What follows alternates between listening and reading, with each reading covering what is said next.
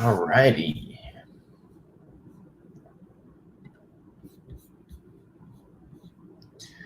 Getting some people joining in on here. So you guys know the routine.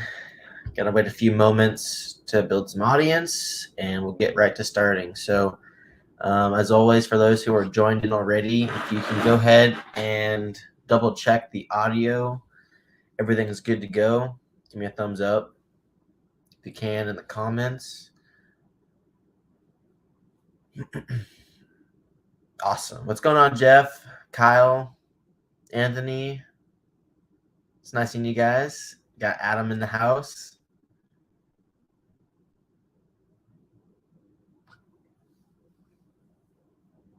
Sweet.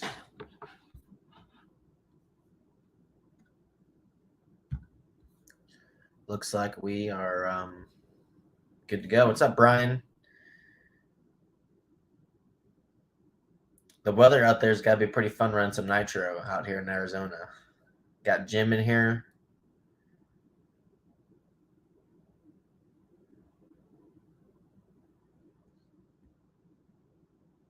CRC is coming up. Yeah. It's coming up pretty fast. I feel like I just raced that event like last week.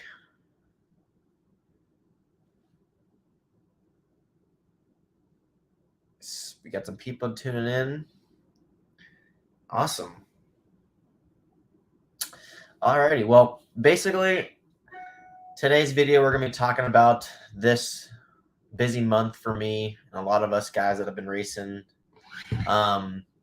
Yeah, November's been packed. I feel like I've been home for a few days so far this month. My first trip, well, it actually all started off with Masters of Dirt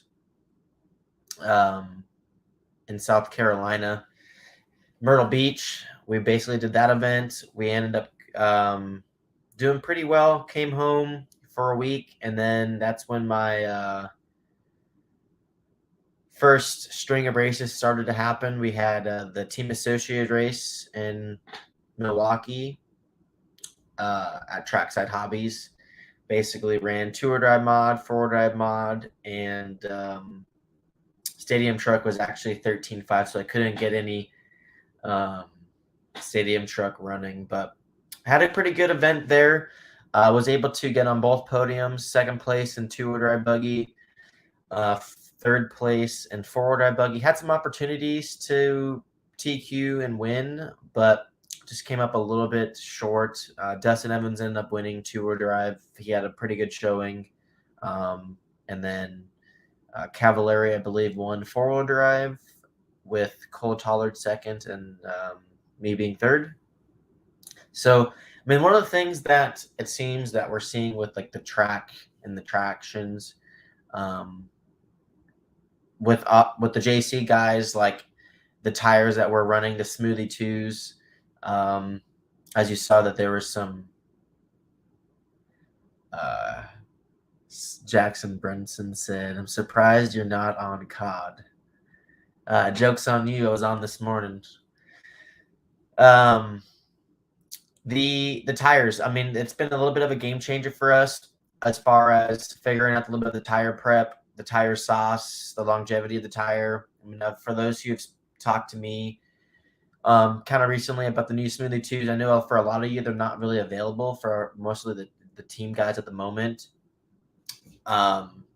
The whole program changed a little bit for us in a much good way possible, as far as not gluing up so many tires. The sauce that you're able to use, you can use a little bit more aggressive if you want, so you can get like the tire up to speed quicker. It seems like the tires are actually really good on the first run, but as far as like getting them into their peak performance, it's probably more of the like third, fourth, fifth run, and then they probably go all the way up to like 10 plus runs easily. So I know for those who are tuning in just now, we're kind of talking a little bit about the 10 skill races that just happened. For those who do have any questions about 8 skill or 10 skill in general, please go ahead and list it in the comments below, and I can go through and answer those questions individually as I'm doing the live session. So I have a bunch of things going on. I have a couple cars I want to show you with some carpet stuff, some dirt stuff. I got the new radio I want to talk to you guys about. So, RC Kevin, what's up, man? Kevin's in the house. Jackson's asking what's for lunch. I'm not sure. But anyways, back to the track side. So basically, I had 2 sets of tires. I had 1 set for practice that I ran a good amount of times, and I had 1 set for qualifying. And then for the mains, I went back to my practice set and ran those in the mains, and it was pretty awesome. So as far as setup stuff goes, it seems like there might be a little bit of a changing in the guard when it comes to a little bit of the setup stuff.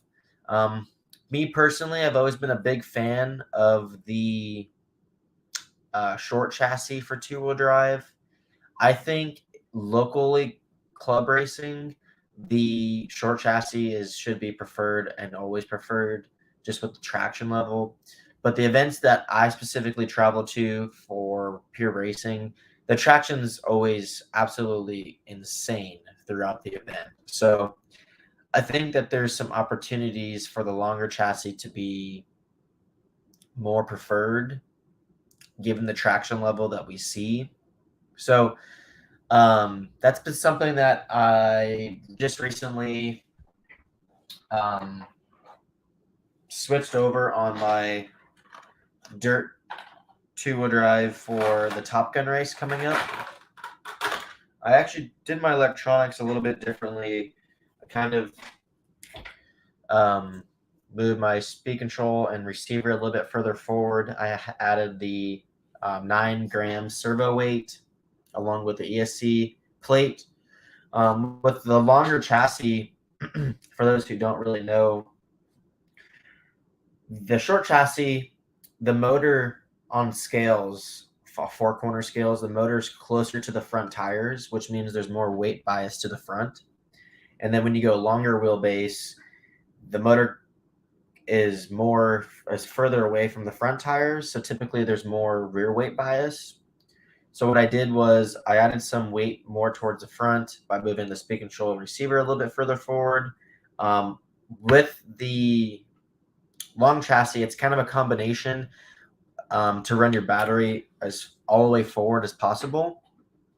So with the short chassis, I always ran my position in like the second to all the way forward position. That was always my standard. So with the long chassis, you run it all the way forward. And for those who do run the short chassis stuff, it seems like the common setup stuff or the associated stuff is if you run short chassis, you typically run arms back during the big races. And with the long chassis, you would run arms forward and hubs middle. Or what I've always have done was I've always ran my arms forward with the short chassis and hubs back. So unless it's like, I believe there's times where at like CRC or Masters of Dirt where you would want to have the arms forward, or excuse me, arms back or hubs back. Sometimes maybe both. I know Dustin this year ran his long car with hubs back. Or excuse me, hubs middle, but he shimmed his arms like in the middle, so 1 mil on each side of the arm. But as far as like a common setup for the long chassis, I would say majority of the time, since the car is already naturally longer, you want to run arms forward, hubs middle, and call it a day. So yeah, that's something that I'm going to be testing at SDRC for the Top Gun shootout. It's been a while since I ran the long chassis on dirt. So we'll see how it goes. I know also as far as the wing goes, my wing is like cut 3 millimeters further forward. I'm not sure why I did that. It kind of looked a little bit more appropriate than what I had before. So that's what I'm sticking to.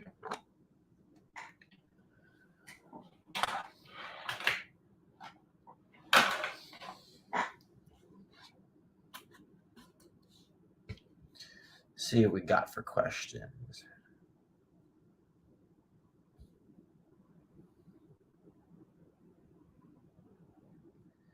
Appreciate you guys tuning in with the live video stuff.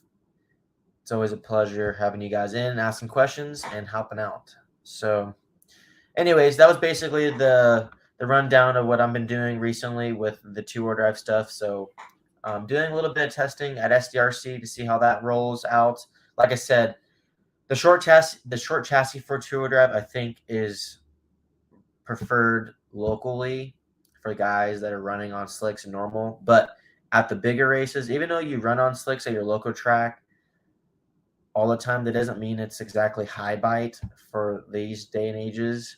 When the big races come and there's 150, 200 entries and they're blowing it off every run, it's a dramatic difference in traction. So that's when I think the next level of chassis length comes into a play. So B64D versus the new B74.1D, worth upgrade for Club Racer? Look, I'm not exactly a salesman here. I do know that both cars are dramatically different in geometry. I would say, as far as handling performance differences, from what we know now, the B74 is substantially better than the B64. At the time, the B64, when it was out, it was an incredible car to drive.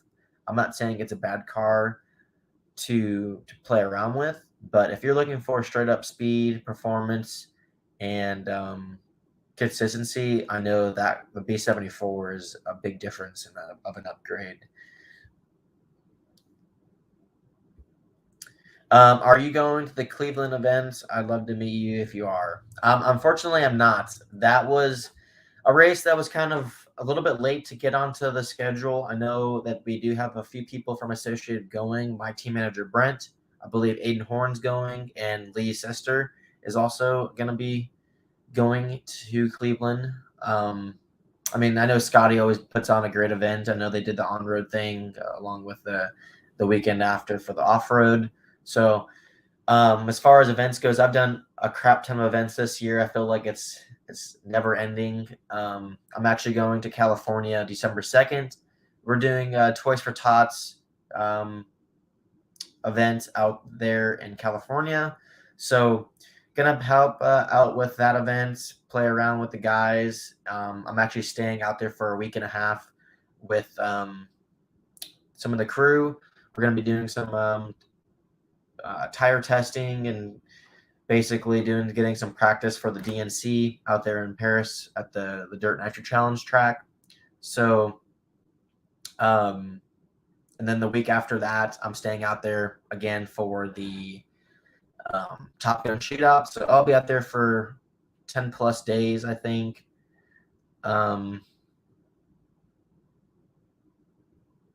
So that's pretty much my game plan for December. And then I have a couple of weeks off for Christmas.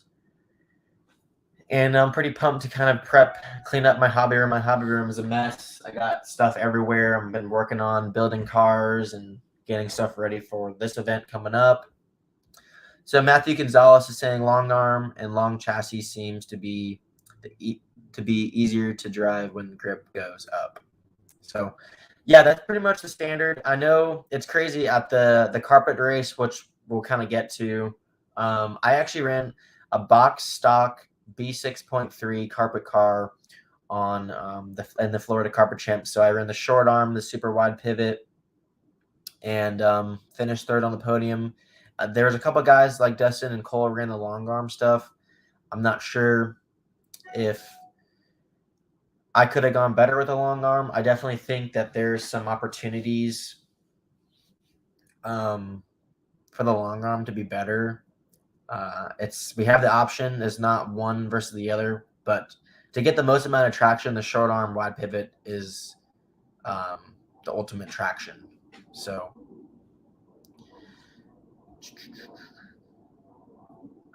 do you run the wider C and D blocks on Stadium Truck? So, good question. I know people have been running it on the Stadium Truck. I actually haven't ran it on Stadium Truck. I've actually ran it on my short course once or twice.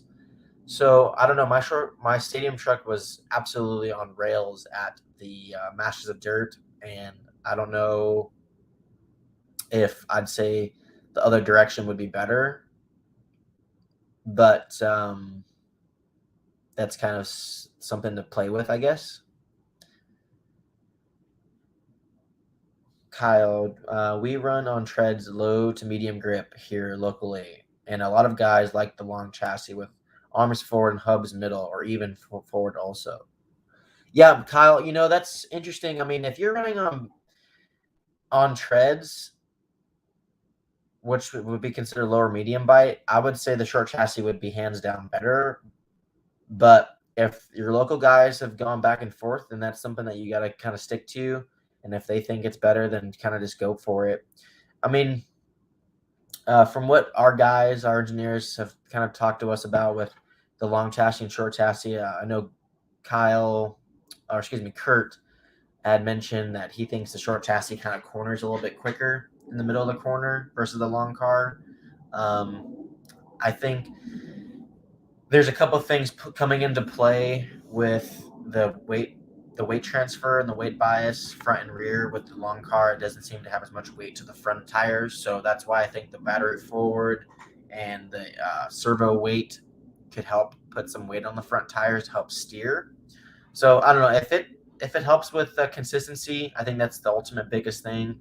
Um, and yeah, just give it a whirl. Gus, do you ever sell your older cars? I do not. I'm a holder with cars. I collect them. I put them on the shelf, or I just rebuild them for the next race. We're in California. I believe Palm Springs or Palm Desert is where the Toys for Tots race is. So I'll be out there running with me, Mayfield, and Adam Drake will be there. Jason Rona from J Concepts. We have kind of a lot of social media stuff that we're doing out there. We're doing some simple practice and running, and I know we're going to be there for that Toys for Tots. Going to go practice at the Dirt Nitro Challenge track, and having a fun out there and see what happens.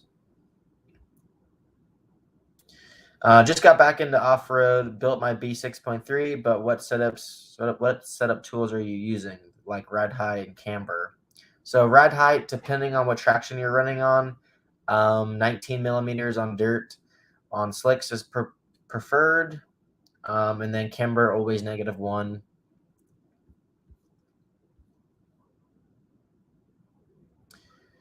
Any chance you're making it to visit OCRC before they close the doors? I don't think I'm going to be able to make that. I know that there's going to be a club race on Wednesday. I don't know, the 9th or 8th at OCRC, and some of the associated guys are going to be club racing there.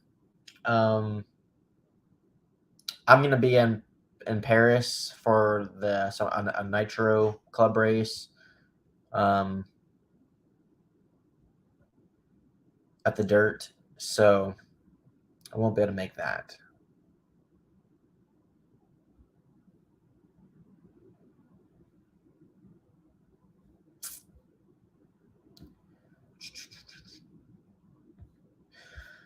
So, anyways, I'm gonna finish up some of these questions and get on to the next race that we had. But do you trim the rear foams on all the fuzz bites for two-wheel drive holes, tires, or just stock wheel holes? So I do trim the foam. I trim about. I basically get the rear wheel and put it against the foam, and then I have a marker and I mark it, and then I cut the difference off with the foam, and then put in the tire and call it a day. As far as holes in the tires, I do not put holes in the carpet tire. The J Concepts mono wheels have holes already in the wheel, so I just use the stock hole wheel.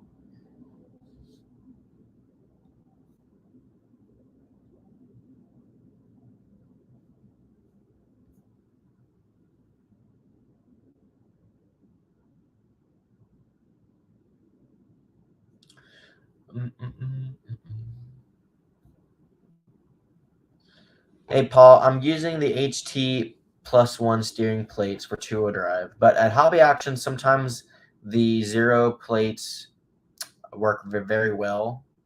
When you do that, you have to readjust your toe on the front. But that's about it.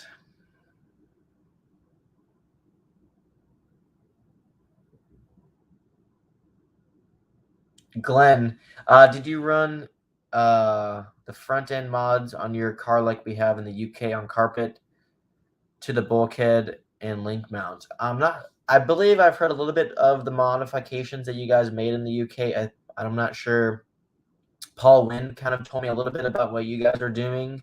I did not do any of the modifications to front that he told me that some of the guys in the UK were doing.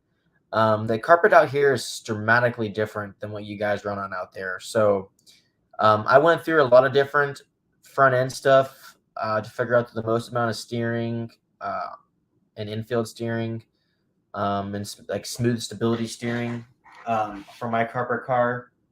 I ended up with 25 and 0 on the bulkhead and caster insert. I ran everything. I ran 20 and 0, 20 and 5, 25 and 0, 25 and 5. I have a bunch of notes. The 25 and 0 is the most preferred. The +3 bell cranks, +2 axle height, middle in the front link. Brent has a setup sheet. I'm not sure if he's going to post it. But the carpet and the tires here, basically what we found is like the associated car is by far the easiest car to drive on carpet, but the tires nowadays are before we had to set up the cars to like not to flip, and if you don't flip, you're going pretty fast. Well, nowadays the cars don't even come close to flipping, but the tires that we run, some are super easy to drive and some are like really fast but hard to drive. So we're coming to the conclusion now that running the tires that are a lot harder to drive is just much faster. So we're kind of tuning the cars a little bit differently than what we used to. Even with the tires that are quote unquote harder to drive, like the fuzz bites. When I say hard to drive, they're just more direct. The tire wear with them is absolutely incredible. But as far as drivability and the steering and stuff, it's changed a lot. So there's some stuff that we need to work on, figure out, kind of go from there.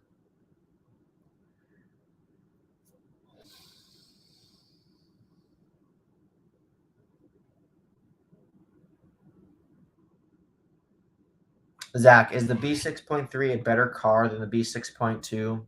Well, our goal is to never release a bad car that's not as good or better than the old car. So, as far as the differences in cars, the 0.2 and 0.3, yeah, there's a bunch of upgrades that comes with the car that the 0.2 didn't. As far as the new servo mount positioning, the rear arm and C&D mounts, the front bulkhead steering assembly is a little bit differently as far as like the structure of the two screws that go into the bulkhead, steering rack screws. So, yeah, I would say it is an upgrade.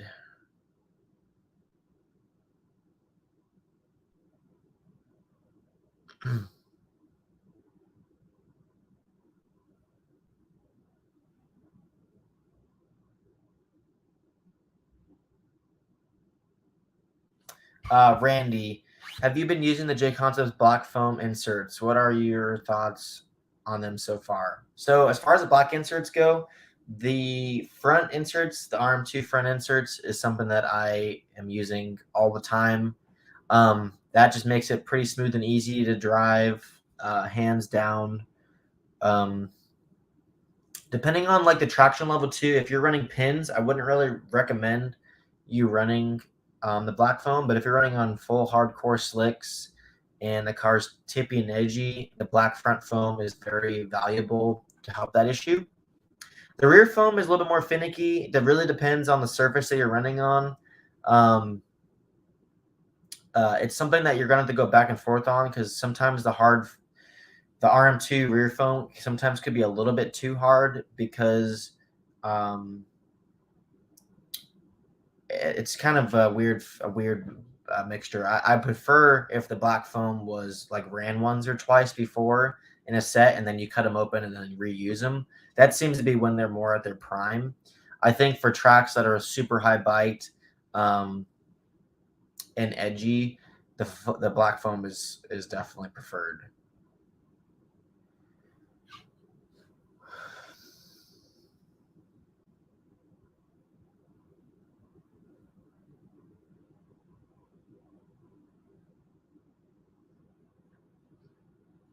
People are asking about B3.2. If there's a new H-Skill car coming out. I mean, our car that we are running now has been out for quite a. Let me see what he's saying. Oh, okay. There seems to be a lot of B3.2s being sold cheap by hobby shops here in the UK at the moment. Have they got a wind of a new model coming out? I'm not familiar. Not sure if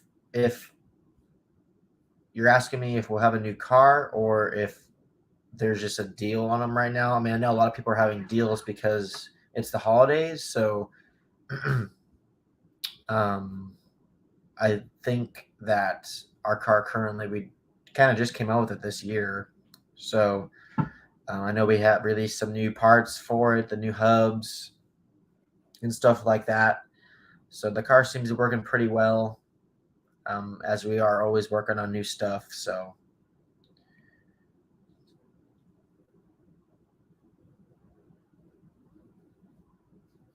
yeah, so the forward drive front RM2 foams is the two-wheel drive and forward drive insert. So they're both the same.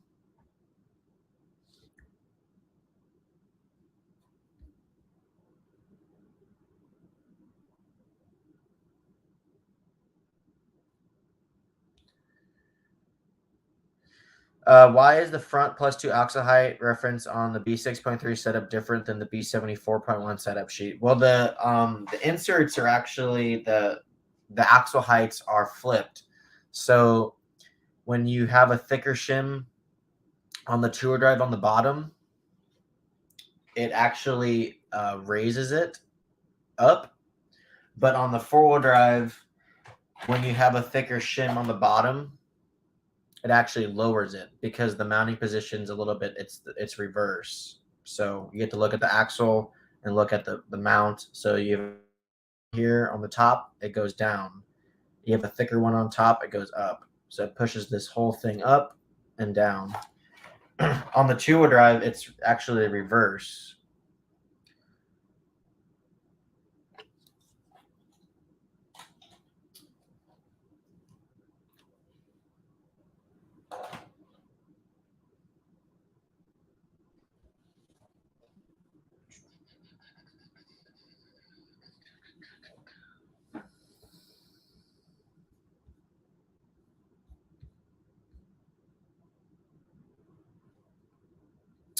Well, I've kind of finished all the questions, but anyways, on to the next topic.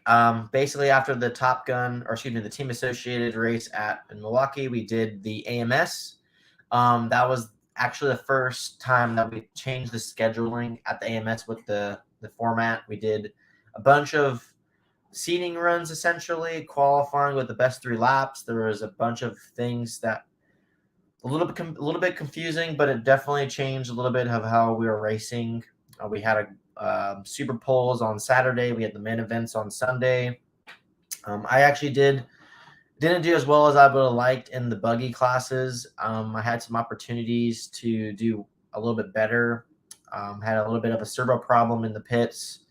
Kind of freaked me out for the rest of the race. As far as the Nitro Truggy went, I had a full-on 40 or 30-minute battle with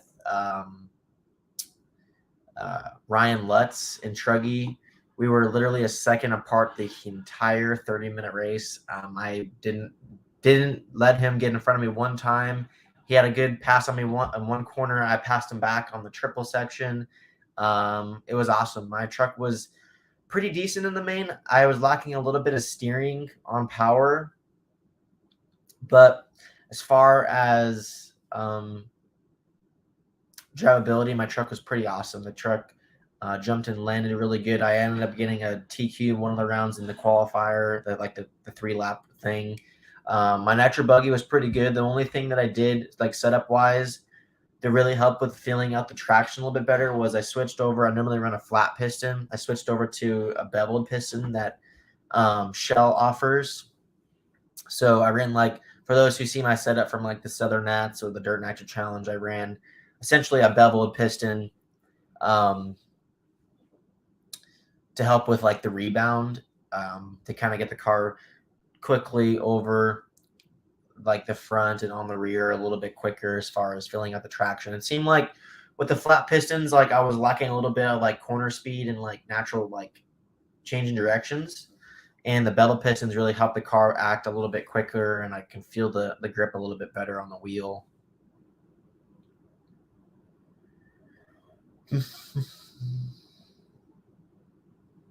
You know, I actually did think the format was nice. The only thing that kind of sucked was I think qualifying should be qualifying. It should be a 5-minute run. The one thing that I really did like was the practice by heats. I don't like standing in line. Practicing by heats was awesome. There was a time schedule so you can figure out when you were going to be up next. You can go run to the hotel and shower, or go to the hotel, or excuse me, go get food. You can kind of have a little more free time with the way the practicing was. We get basically 3 runs per car. So if you were signed up for 3 classes, you had a total of 9 runs, which is a lot. If there was an open practice, sometimes the people that go there don't really realize when the lines are long, there's no way you're running more than 9 times. And it's not as much of chaos. So I think they should bring back the normal qualifying but controlled practice. Really add to all that the limited entries. That's one thing why they're able to do the controlled practice, and by the time the heat sheets and all that stuff, because there's only so much time in a day. If you have like 500 or 600 entries, you kind of need to get things moving pretty fast. But it seemed like with the limited entries, it doesn't really feel like there's a lot of people there, so it's not quite as cool as far as like seeing a bunch of people walking around the pits, asking questions, taking pictures, and stuff like that. But it's a different feel. I know we had a couple conversations with Dave and his Dave Lycum and his crew. I mean, he does an amazing job in the RC community, keeping. I believe he has 5 total events that he has now: the Southern Nationals, AMS, Psycho Nitro Blast, SIC, and Wicked Weekend. So he does an incredible job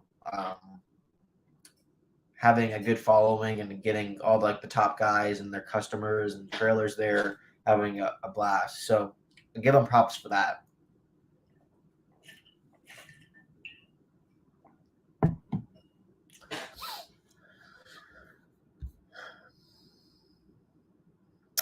Wayne, do I think they'll do that for the PNB? I do not think so.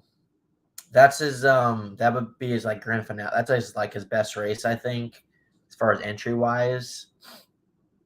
So I don't think they're gonna change anything like that.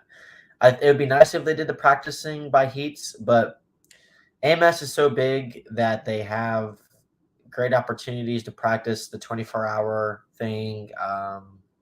So that's what I think will happen.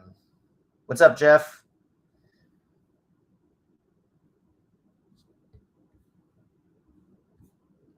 But anyways, yeah, so AMS was a pretty good time. I ended up getting 4th in E-Buggy, 3rd in Nitro Truggy, and I believe 8th in Nitro Buggy. I was running in the 2nd or 3rd position in Nitro Buggy, but one of the pit stops that came in, my throttle servo seemed like it kind of got stuck on me. And ever since that pit stop, it seemed like it kind of went downhill from there. So got to check that out, see what happens. What happened or something with the rubber bands being stuck, I'm not sure.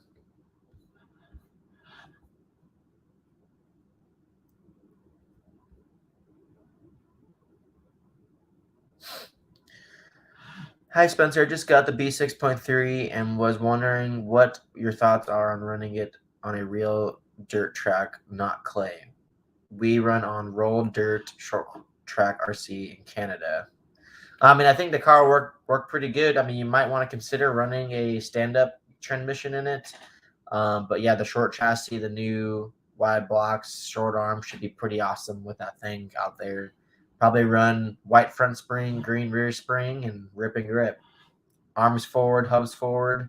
I think you'll be good to go. But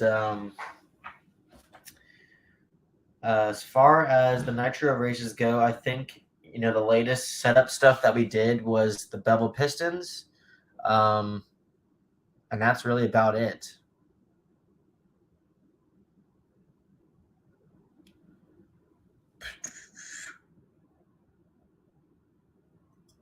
I run the high torque servos, the 2290 monsters.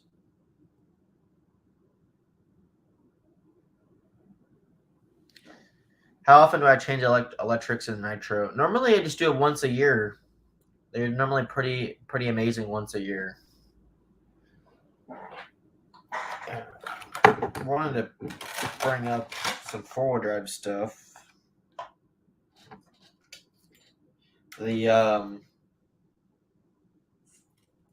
Here's my four-wheel drive from Trackside Hobbies, running the little battery because it was a AAA main. But some of these races that we do normally, like Surf City or the Top Gun Shootout or Masters of Dirt, we do like a 10-minute main. So I'll have to end up switching this out for the Top Gun race to running the 6100 ProTech battery for the 10-minute main event. But this thing was on point at Trackside. Basically, it was a 5-way tie for second and third. It was crazy. I ended up getting the tiebreaker to finish third, but it could have been worse. I could have finished fifth. The car was pretty awesome. I think that there were some times where I needed some more steering. I probably should have tried a little bit different front kick-up settings, but I've been running 1 degree less kick-up on the car than normal. I run the black insert in the back and the white one in the front. Always run the diff heights at 0. One thing that we want to maybe try out is the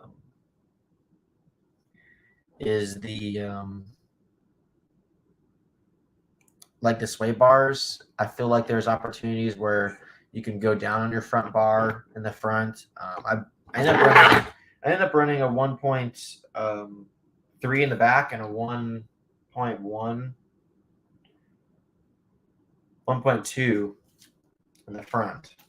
I think when I run the big battery, I always run the 1.4 front rear bar. It's kind of my go-to.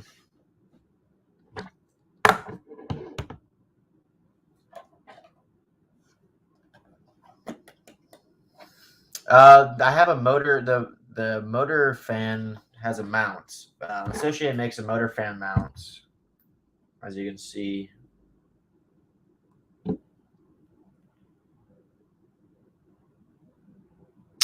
Matthew, are you sure it's AAA mains? I'm pretty sure I was told it was a single.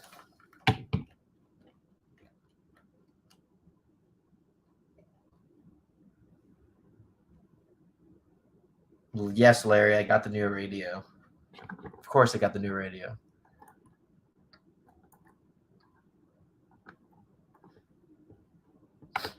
Yeah, Matthew, if you let me know for sure about the mains, but I'm pretty sure I heard it was a single 10. That's what it was at least last year. But I do have the new radio right here for those who want to check it out. Not quite able to run it quite yet. Still kind of waiting for some receivers. But I do have one. Here's the new 10 scale receiver.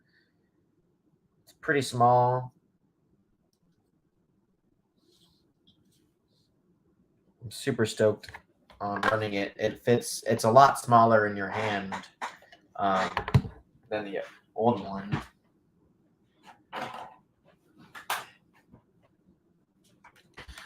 So here's the US edition radio. So this is the new one right here. You can see it's a lot lower, a lot more sleek.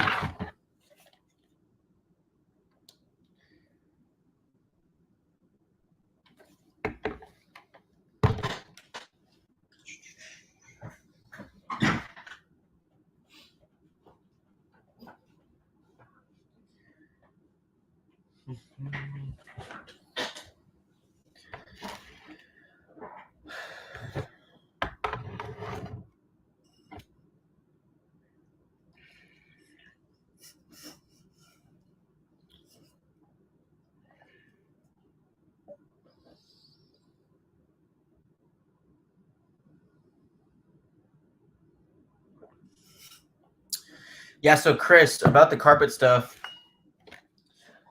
as far as the carpet settings goes, we learned a lot with the tires, a lot with the car steering options that we have. I talked about earlier in the video, I'm not sure if you were here, but the kick up and caster, I ended up trying everything possible with the kick up and caster stuff. The best option was the steel 25-degree block over the aluminum 25-degree block. I ran 25 and 0 with the +3 bell cranks. That was preferred. And then as far as what we learned with the tires, the Fuzz Bites by far are the best tire for speed, at least at at the Florida Carpet Champs track. We learned a lot with the Diff Oils too. On two-wheel drive, it seemed like we preferred a little bit thicker Diff Oil, like in the 30,000 range. That seemed to be most popular. Unfortunately, we didn't race with that. We raced with a lot thinner, like 7,000. I ran the stock motor plate. Needed to get the factory team one, but they've been out of stock. So here's my electronics setup.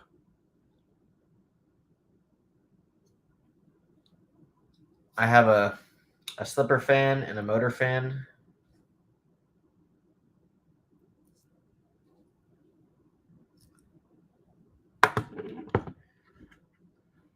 $30,000 2 gear. I ran the 73 arms.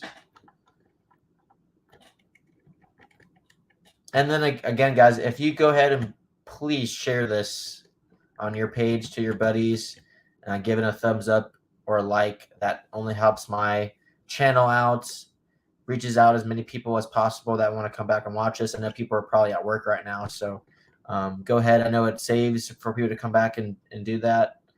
It only helps out a little bit with the channel. So also the speed tip that we kind of did, I'm not sure if I'm supposed to tell you this, but I'm going to tell you anyways. The battery is moved. I moved it 5 millimeters further forward. So we kind of cut like the corner of the side guard 5 millimeters and double-sided taped the battery in forward.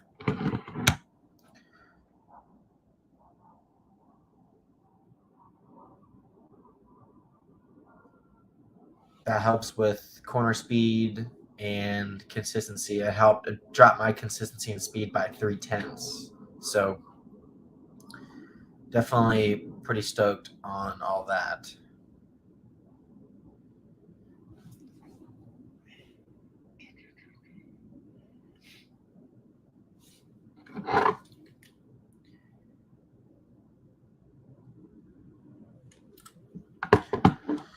Sweet. Well, like I said, guys, you guys go ahead and ask me any questions regarding setup stuff. We have a couple questions coming in.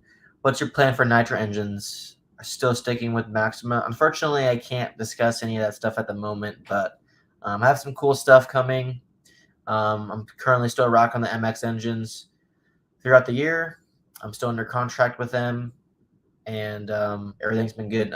I actually have a few engines that I'm gonna be putting up for sale. Some new ones that I just got. If you're interested, DM me and we can get that arranged.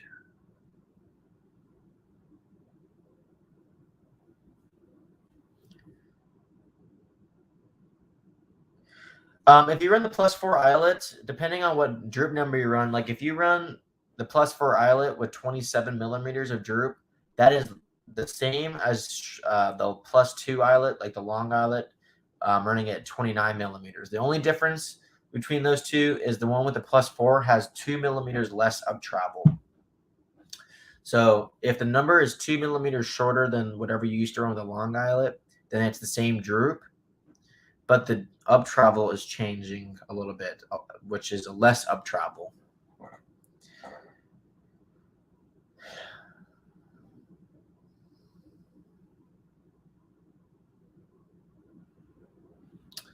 The motors I was running in my cars was 6.5 in two-wheel drive and a 5.5 in four-wheel drive.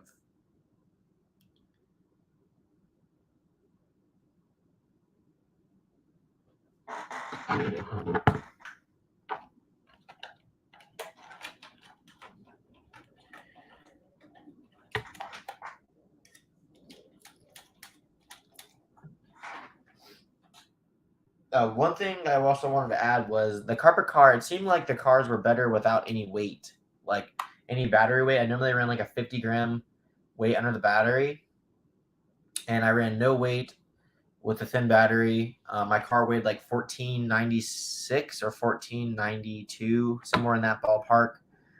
So it seemed like the minimum weight is like 1480 something, I believe. So it seemed like the lighter car just kind of cornered a lot quicker than the heavier car. Seemed like back in the day we ran a lot heavier cars, so the cars wouldn't flip. But nowadays, the way the cars are set up and designed, they don't come even close to flipping. Now we're trying to tune speed into them instead of tune drivability into them. The cars have a ton of drivability, but not. They're tuning them to go quick and fast.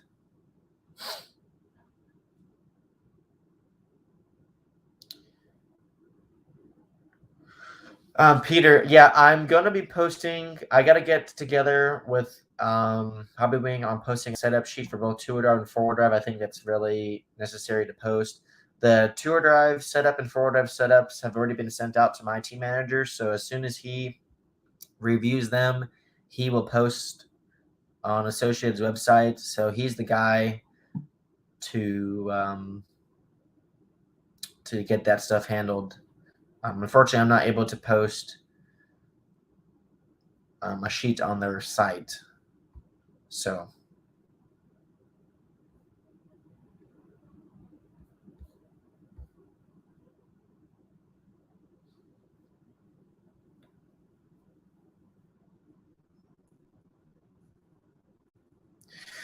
Brett, I would say I do not know how to set up a car. It just comes from, or let me take that back.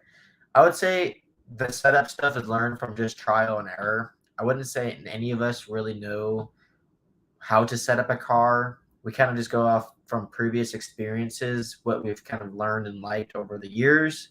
And hopefully that's enough knowledge and experience to kind of improve the car setup. I mean, there's plenty of opportunities where we're at these nationals and worlds that we've done well in, and we're just going to throw the dice at something and make a couple educated decisions and see how it comes up. And sometimes it's really good, sometimes it's okay, not great, and sometimes it's really bad. Unfortunately, that's just the rule, the play of the game, just how it goes. There's no such thing as right and wrong in RC. I wish it was a little more straightforward, but it's not.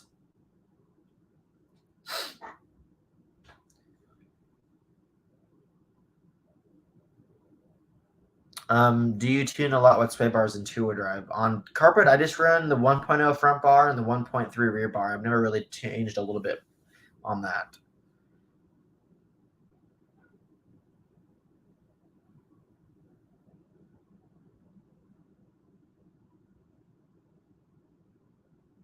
I am using the new carbon material arms in two-wheel drive and four-wheel drive. It's just the Golang front arm for two-wheel drive and the standard arms in the rear for two-wheel drive. I ran the 73 millimeters on carpet. On dirt, I've been running the 75s.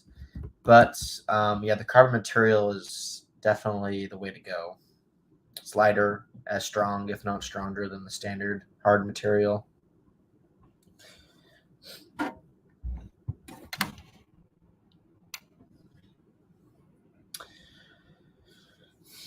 So I ran the ESC steel weights plate and the servo steel weight plate in two-wheel drive, but I didn't run any weight under the battery. That's pretty much all I was trying to say.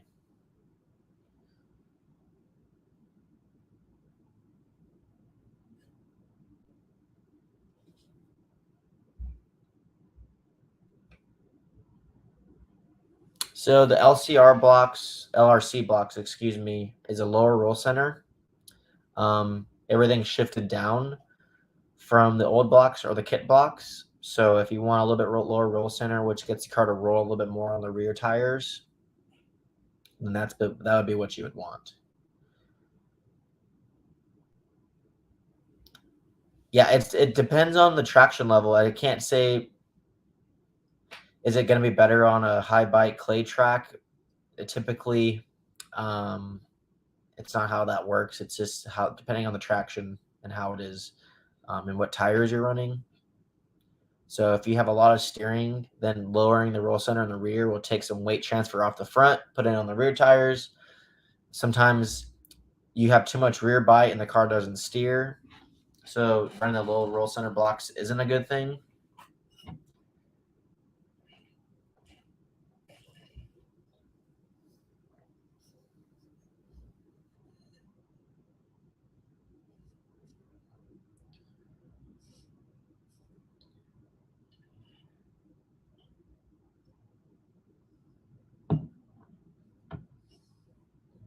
Daniel Chavez, the Florida Carpet Champs track was awesome. I mean, the format was not as good as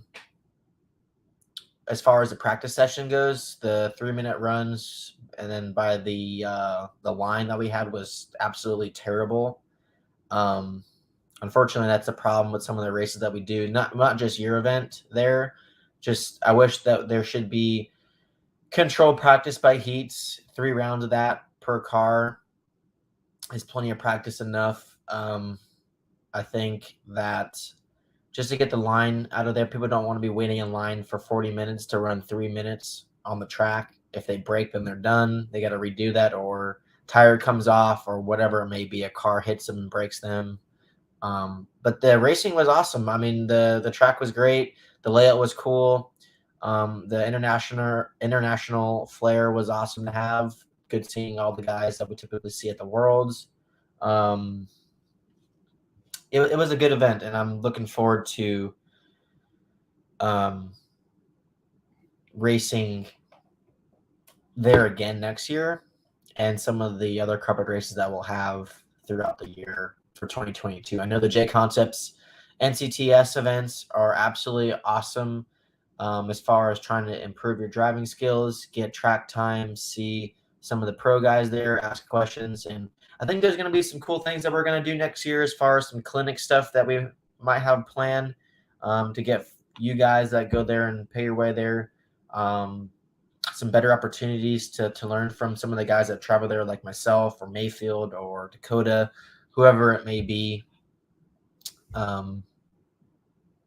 So I'm pretty stoked for the 2022 racing season. Can't believe it's already next year, pretty much. Are you running the +3 belt cranks in your combination with a 20-degree bulkhead? When you're in the 20-degree bulkhead, you don't necessarily have to run the +3 belt cranks. But when I did, I also did the belt cranks. But you have to add an additional shim to the outer blocks with the shims that they gave you. So it's like 2 carbon shims plus an additional 2 mil. But yeah, you don't need to do all that. Are you gluing the outside of your forward and front tires on carpet? Yes, especially with the fuzz bites. We were gluing them pretty heavily and pretty high up on the sidewall.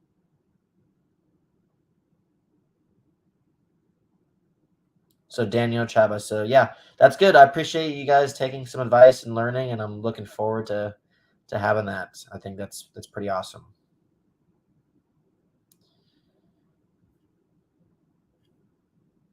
Pretty good. Well, I appreciate you guys tuning in. I know we kind of covered a lot of stuff. I didn't mention that. Hope you guys had a good Thanksgiving. It's been a pretty busy year for a lot of us. Looking forward to some of the races coming up next year. January and February is going to be absolutely stacked for racing and practice events for me. I'm pretty stoked on some of the races that we're going to have next year. I'm going to be doing hopefully some more carpet races. I know we have a carpet nationals next year, so that's going to be new to us. We have the 8 skill worlds going to be next year. So it's going to be kind of new to kind of do all that stuff again and see what's up with that. Yeah.